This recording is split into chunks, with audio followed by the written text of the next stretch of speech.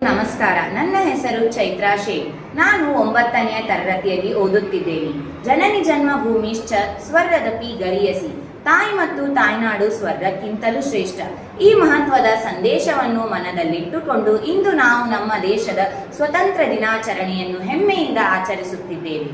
August 15 ಎಂಬ ದಿನಾಂಕ ಕೇವಲ ಕ್ಯಾಲೆಂಡರಿನ ಒಂದು ದಿನವಲ್ಲ, ಅದು ಕೋಟ್ಯಾಂತರ ಭಾರತೀಯರ ಕನಸು ನನಸಾದ ದಿನ.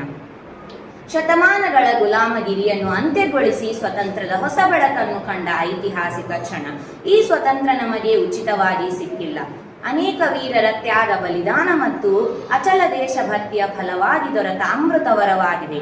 ಬನ್ನಿ, ಈ ಪವಿತ್ರ ದಿನದಂದು ನಾವೆಲ್ಲರೂ ಸೇರಿ ಒಂದು ಸಂಕಲ್ಪನೆ ಮಾಡೋಣ. ದೇಶವನ್ನು ಸ್ವಚ್ಛವಾಗಿಡೋಣ, ಕಾನೂನುಗಳನ್ನು ಗೌರವಿಸೋಣ, ಎಲ್ಲರನ್ನು ಸಮಾನತೆಯಿಂದ ಕಾಣೋಣ ಮತ್ತು ನಮ್ಮ ಭಾರತವನ್ನು ರಾಷ್ಟ್ರದ ಅತ್ಯುತ್ತಮ ರಾಷ್ಟ್ರವಾಗಿ ನಿರ್ಮಿಸಲು ನಮ್ಮ ಕೈಲಾದ ಸೇವೆಯನ್ನು ಸಲ್ಲಿಸೋಣ. ದೇಶ ಮೊದಲು, ಉಳಿದದ್ದು ನಂತರ ಎಂಬ ಆದರ್ಶದೊಂದಿಗೆ ಮುಂದೆ ಸಾಗೋಣ. ಜೈ ಹಿಂದ್, ಜೈ ಭಾರತ್. ಧನ್ಯವಾದಗಳು.